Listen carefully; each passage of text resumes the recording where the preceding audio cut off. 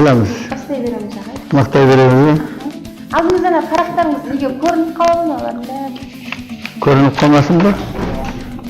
Бұлайрақ қояйын ма? Жауаптарын жазып алыпты ғой демесін да.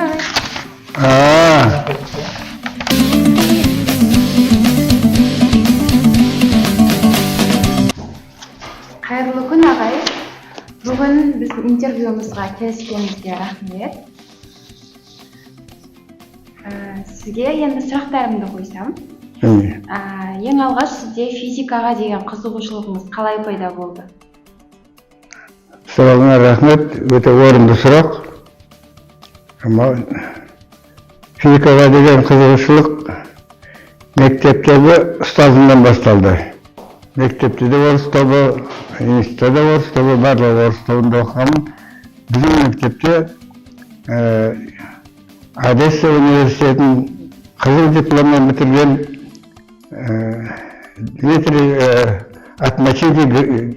Михайлович деген бір физигіміз болды. Біз ауылдық жерде тұрамыз, сонда ауылдық жерде бұрын мал совхозы алыстағы мал нелерімен, моторларымен әңгімелесу үшін совхозда радиоузел болатын. Радио несі. Сондай бір құралды әкеліп жаңағы Атмачиди мектепке құрды. Сөйтіп Дауланов Нарзулла деген жігіттен екеуміз сол радиоузелде күнде үзіліс кезінде мектептегі жаңалықтар жөнінде айтатынбыз. Мәліметті бізге завуч беретін. Пәленше бұлық сулы жасады, пәленше екі алды, пәленше сабаққа келмеді деп. Барлық мәліметті завуч беретін.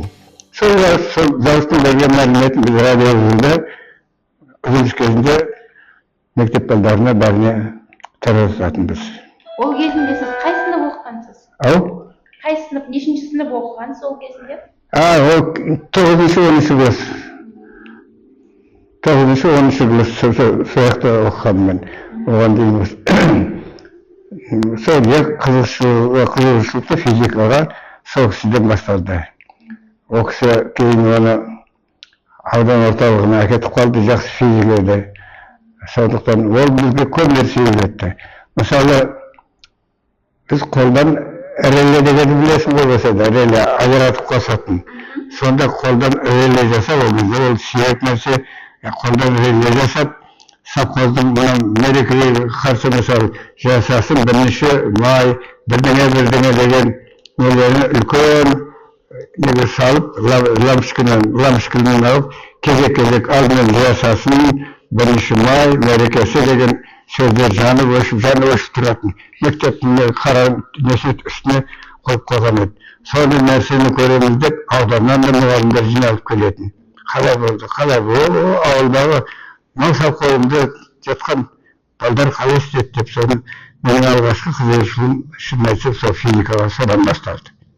Одан ары қарай енді пединститутқа түстік, физика-математика факультетіне түстік. Bizim мамандығымыз физика және өндіріс негіздері. Өндіріс негіздері болғанда бізге радиотехникада өтті, электротехникада студент кезінде біз 5 жылдық неде оқыдық. Радиотехника, электротехника, теориялық механика сияқты осындай инженерлерге қажетті нелерде, пәндерде өтілді. Енді сізге Сосын арасында семестрдің, сосын жоспарлы түрде мына қорғасын заводында практикада болдық. Пресс автомат заводында практикада болдық. Сөйтіп сол 5 жылдық оқуды бітіріп, одан кейін мені өмір баянына кететін болды ғой, мені институтта қалдырды. Ол кезде комиссия болатын, пәлен ауданға пәлен болады, пәлен ауданға қазіргідей бітірдім. Жолым болсын демейтін. Әр совхозға алыс нелері. Мені институтта алып қалды. Сөйтіп институтта алып қалғанда, маған алғашқы жетекші болған Мәулен Құдайқұлов деген қазір неде Алматыда Абай пединститутында жұмыс істейді. Сонда оқу киносы деген пәннен сабақ беретін еді. Ол кездегі оқу киносы қазіргі интерактивті тақтай сияқты бір жаңалық еді. Содан біз Somali'nin Құдақұтының жетекшілігімен мен сүннетті конференцияда баяндама жасадым. Ол баяндама бірінші орын алды, маған фотоаппарат болды, табыс етті. Одан кейін сөйтіп, одан кейін ол төрде тұрған, суретте тұрған Абдулла Әлімбаевич Арипов физика кафедрасын басқаратын, спектрлік анализден шұғылданатын мәскеуге қорғап келді. Сол мені өзіне тартып, мен де спектрлік анализге ауысып кеттім. Ағай, сіз өзіңіздің туылған отбасыңыз жайлы айтсаңыз, қандай ортада өстіңіз? Өзіңіздің ата-анаңыз жайлы қысқаша. Отбасым қарапайым жұмысының несі отбасы тұғым. Әкеміз мектеп бітірмеген, ол кезде лекбез деген болатын. Әріп үйрететін, сол лекбез, ликвидация безграмотности деген соны ғана бітірген. Қарапайым отбасы. Біз шешеміз 7-8 нел көтерген, қосақ көтерген, оның қазіргі тірі қалғаны 3-еуі. Мен, қарындасым, сосын бір інім. Қалғандары өмірден өтіп кетті. Сіз кішкентай бала кезіңізден бастап осы ғалым болам деп армандадыңыз ба, или басқа армандарыңыз болды ма? Кішкентай кезімізде, бала кезімде ғалым болам деп қалай айтам. Кішкентай кезімде мен дәрігер болам дегенмін. Өйткені біздің ауылда дәрігер жоқ еді. Сөйтіп, медицинское түсіндім, мектепті жақсы бітірдім, мен өте жақсы бітірдім. Ташкентке медицинское барғанмын, дәрігер дегесін. Бірақ конкурстан өте алмай қалдық. Оның бірінші себебі мен 17 балл жинадым. Бәрі 3-4, 1-5, 17 балл.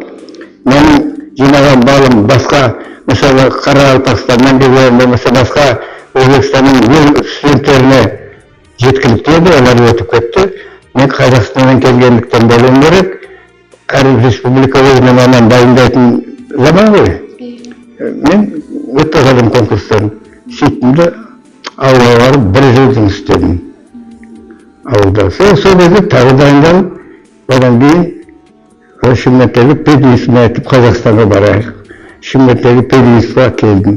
Ол кезде Шымкентте 2 институт болатын. Қазіргі қазақтың технология институт. Сосын педагогика. Мен Шымкентке бөлімге түстім, Құдайға шүкір. Жақсы оқып. Барысында қиындық болмады ғой сізде, иә? Тест тапсырып. Енді дайындалдық қой енді. 1 жыл ауылда дайындалдық қой. Ташкентте өте алмай қалғасын. Пединститутқа Шымкентке келіп түстік қой. Жұмыс орныңыз қай жерде болды? Жұмыс орным ба? Ең алғашқы жұмыс орным менің осы педагогика институтында болды. Бөлімдерде комиссия мені алып қалды дедім ғой. Алып қалғасын физика кафедрасында ассистент деп атайтын кіші мұғалім екінші деп ассистент болдым, мұғалім болды. Абдулла Әлімбаевич өзінің оқысын Мәскеуден қорғап келеді. Өзінің жетекшісі Леонид Михайловичті шақырып, мені соған жетекші ретінде тіркеді. Сол Леонид Михайловичтің арқасында мен диссертация қорғадым. Менің диссертациям спектрлік анализден. Сравнительные исследования в области фотографических и фотоэлектрических методов атомно-абсорбционного определения следов элементов деген тақырыпқа Ресейдің Горький қаласында диссертация қорғадым. Онда химия факультетінің құрамында спектрлік анализ кафедрасы, жеке кафедра болатын. Қазір бізде бәрі де бар ғой. Оларда жеке кафедра спектральный анализі дейтін. Химия факультетінің құрамында болғандықтан ғылымдарының кандидаты деген атақ берілді. Өйткені факультетіміз химия факультеті, оның құрамында спектрлік анализ. Сөйтіп химия ғылымдарының кандидаты. Ол 72-75 жыл қорғадым ғой мен. Қазіргі ғылымдағы қай жаңалық сізді ерекше таңғалдырады? Қазіргі ғылымдағы қандай жаңалық сізді таңғалдырады? таңғалдырады, қазіргі барлық нәрсе таңғалдырып жатыр ғой қазір. Аспанда ұшатын машина да шықты, түрлі инновациялар болып жатыр. Қазір несін айтады, өте көп қой. дәріс беруде ең маңызды қағидаңыз қандай сіздің? Ең маңызды қағидам студенттерге терең білім беру. Ең мақсатым сол. Осы қазақта бір мақал бар ғой, соқырға таяқ ұстатқандай деген. Сол сияқты ләзі бойынша студенттерге жақсылап түсіндірсем деген мақсат сол қазіргі кездегі. Өзіңізді қандай 3 сөзбен сипаттай аласыз? 3 сөзбен? Яғни 3 сөзіңізді айтсаңыз. Мінезім тез ашуланам. Бірақ тез айтамын. Менің ашуым, қазақта айтады ғой, жақсаған ашуы шауырамал кепкенше дейді ғой, сол сияқты менің ашуым тез тарқайды. Бірақ жаңағы моментінде тез ашуланып кетуі мүмкін егер бірдеңе реттелмей жатса. Жас кезімде баян тартатынмын, нота білетінмін, енді өлең айта алмаймын, оған даусым жоқ менің. Сондай жастарға Сақылдағы клубта сол баян тартып, бейін етіп соғарды жастарға сөйткеннен болды. Кейін баян қалды ғой, баян қаяқтағы саусақтары баянға жарамайды қазір. Одан бөлек қазір сіз өлеңдер жазасыз, ағайы? Енді ақынмын деп айта алмаймын. Бірақ анда-санда бір көңілім алған кезде өлең сияқты нелер жазуым бар еді жазатын. Енді үзінді қылып оқып берсеңіз. Соны жаңағы сіздің сұрап отқандарыңыз мен түсіндім. Мынадай бір қазіргі студенттерге енді 5 жасақ бірдей емес қой. Бір топта өте жақсы студенттер де болады, әртүрлі студенттер болады. Мынау жазғаным кейбір студенттерге арналды, кейбір студенттерге бәріне емес. Студенттер бәрін бірдей демессің, бәрін бірдей емессің. Физикасын мектептің неге біліп келмейсің? Ньютонның заңдарын неге сайрап бермейсің? Алгебраның есебін неге шайнап жемейсің? Осыларды көтермей собалап басып жүрмесең. Алгебра оқи беремін бе? Студенттер бәрін бірдей демессің, бәрін бірдей емессің. Кеседегі сабаққа дайындалып келмейсің. Сабақ жүріп жатқанда тәртіп сақтап жүрмейсің. Телефонға жарысып, басқаларды көрмейсің. Хата жүрген қасында жақсыларға ермейсің. Студенттер, бәрін бірдей демессің, бәрін бірдей емессің. Ойнатың кел болды, ойналатын жан болсаң. Ұялатын кел болды, ұяты бар жан болсаң. Жамандарға қосылмай өз орныңды білгейсің. Ата-анаңның үмітін ақтағалы жүрмейсің. Студенттер, бәрін бірдей емессің, бәрін бірдей емессің. Данышпандар айтқан ғой, бесігіңді түземей, данышпандар айтқан ғой, бесігіңді түзеді. Елдің соңында сүйретіліп жүрмеді. Біздер үшін ол бесік мектебіміз екен ғой. Мектебіміз еңбермей, айтылған сөз бекер ғой. Студенттер бәрін бірдей демейсің, бәрін бірдей емессің. Өз орныңды білгейсің, әкім ысқақ сияқты тұлға болып жүрмейсің деген үмітпен жүсіп ағаларың. Енді әкім ысқақ осында кездесі болды ғой, қаларыңыз бар. Бәрі де осында бір жолда. Сонда оқып беремін ғой деген сәті келмейді, оқып беремін.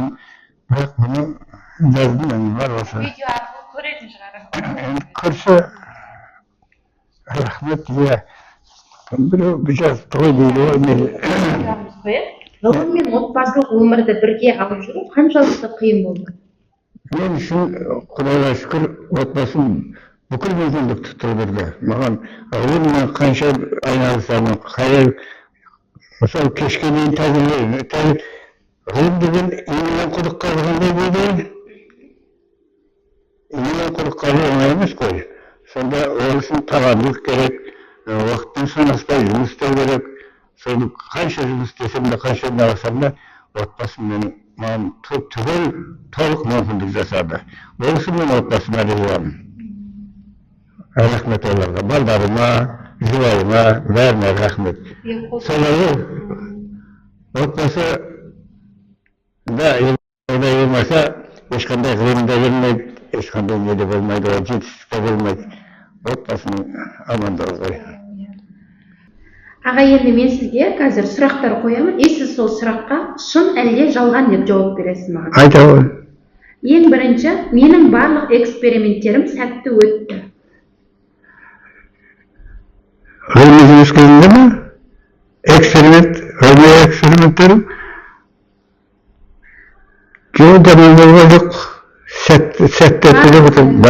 Барлық, жоспар бойынша барлық нәрсе, ана ғылыми жетекшіміз Леонид Михайлович Ионцов деген мәскеулік мемлекеттік сыйлықтың лауреаты доктор Әлиевтің жетекшісі болған сол кісі ғой мен бағыт берген. Мен ғылыми жұмысына басшылық жасаған диссертациямның жетекшісі сол кісі. Сол кісі мынадай тапсырма береді, мен соны орындауға тырыстым. Студент кезімде емтиханды бір рет болсын шпаргалканың көмегімен тапсырған. Екі рет. Мен білемін, 2 рет. Маған ғылыми зерттеу жүргізуден гөрі сабақ беру ұнайды. Екеуден ұнайды. Екеуден ұнайды. Өтірік айтпаймын.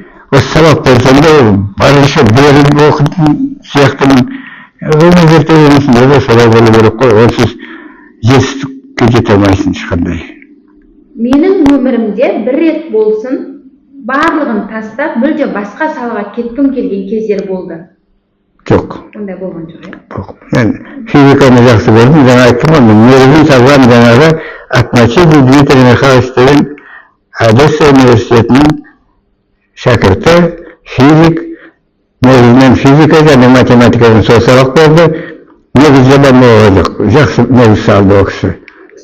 Студенттерден келген бір сұраққа нақты жауап таба алмай, өзім ізденуге мәжбүр болған кездеріңіз болды ма? Ондайлар болады ғой. Кездейсоқ бір сұрақтар жүріп. Бәрін білемін деп айта алмайсың ғой. Еш уақытта қосымша көргің келеді, ізденесің. Енді өзіңіздің шәкірттеріңіз туралы айтып берсеңіз. Шәкірттерім туралы айтсам, мынау ғылыммен айналысуда алғашқы шәкірттерімнің бірі Қасимов Ришат деген не болды, қазір ол Ресейде Стерлитамақ қаласында кандидат доцент мұғалім. Сол Қасимов Ришат алғашқы шәкіртім ғылыммен айналысуда. Одан кейін мектептің жұмыс істегенім жоқ, жаңа айттым. Мен бірден институтта қалдырылдым, институтта сабақ бердім. Көп студенттерім болды. Ал енді қайсы біреуін айтайын, мысалы көбісі, ең үлкені, жасы үлкені Бергалиева Тина деген апайымды білесің ғой? Онда сабақ берген, ол 70-74 жылдар оқыған, сабақ берген оғанда. Гүлбану апайымды білесің? Олар қандай студент болған? Жақсы. Одан кейінгі нелер Пошаев Данабек деген қазір ректордың кабинетінің несінде Пошаев Данабек профессор деп жазып қойған. Сол жерде ол жақсы студент еді. Көшеров Әмен деген, бұл Көшеров Әмен 9 кітап жазған. Физикадан, астрономиядан, эксперименттен, оның біреуін маған естелік ретінде берген, бүгін әкелдім, көрсетейінші деп, мен қалды ғой жақта. Әмен. Одан кейін Жақыпбеков Рашида деген студентім болды. Мен енді ерекшелерін айтып атып, өте мықты еді. Рашида. Одан кейін Жүнісбекова Дана деген студентім болды. Қазақстан бойынша физик мұғалімдердің арасында бірінші орын алып келді Алматыдан. Дана десе Дана еді. Мінекей, одан кейін айта беретін болсам, өзімнің осы кафедраға келген шәкірттерім. Тілін айттым, Дәулет. Танисың ғой? Дәулет аға. Рахашев. Бақытжан, танисың ғой? Әшейін әзіл Рахашев. Болат Садық. Танисың.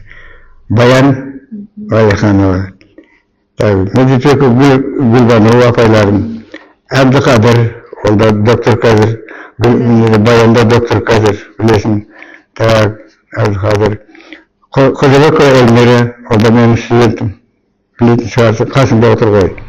Ал енді бұлардан тыс, бұл мен кафедрамда айтып шықтым ғой. Ешкімді қылдырған жоқпын ғой, резілдемесін тағы, өлелер. Мені атама болды.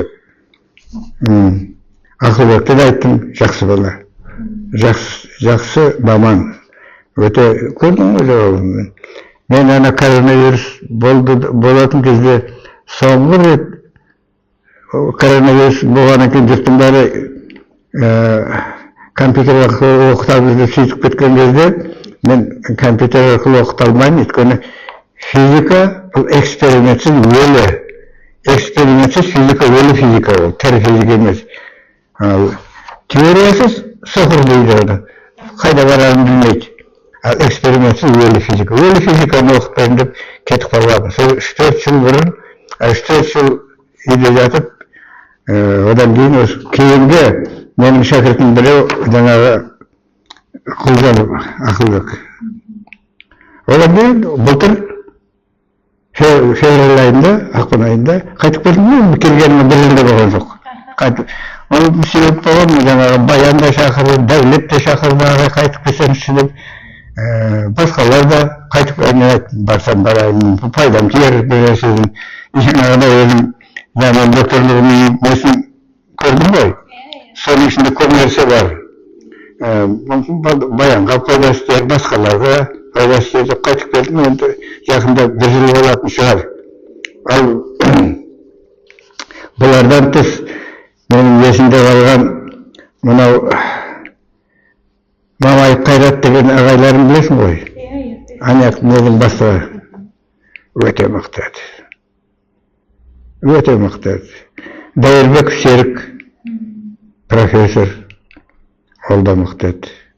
Пошайын Данабек, ол да профессор, мықты еді, жақсы еді. Сосын бұлардың бәрінің адамгершілігі өте жоғары. Одан кейін Мамай Қайратты айттым ғой, айтқан жоқпын ғой? Айттым ма? Ниязымбетов Асхат. Осында келіп жүр ғой күнде. Білесің бе, танисың ба? Асхат ағайынды математикада. Осыған салық бердім. Осылар мықты студенттерім менің. Осылар менің мақтанышым, шынын айтсам. Мен қандай шәкірттерім бар дегенде мен ұялмай айтатындай шәкірттерім осылар. Жаңа Рахаш бәрін айтып шықтым ба? Кафедраға түгел, біздің кафедра өте жақсы кафедра. Біз өте іскер, қазіргі заманауи талаптарға сай әдімелер, ұстаздар бәрі де. Осылар барынша жастарға, студенттерге өзіңіздің тілегіңізді, өзіңіздің кеңесіңізді айтыңыз. Алдыңғы қатардағы ұстаздары болсын, жеңімпаз болсын, үлкен жетістіктерге жете берсін. Енді жақсылық тілеймін. Мен енді отбасым үшін мысалы жақсылық тілейтін болсам, елім үшін де сондай жақсылық тілеймін. Еліміз тыныш болсын, отбасымыз аман болсын. Ең үлкен тілек осы.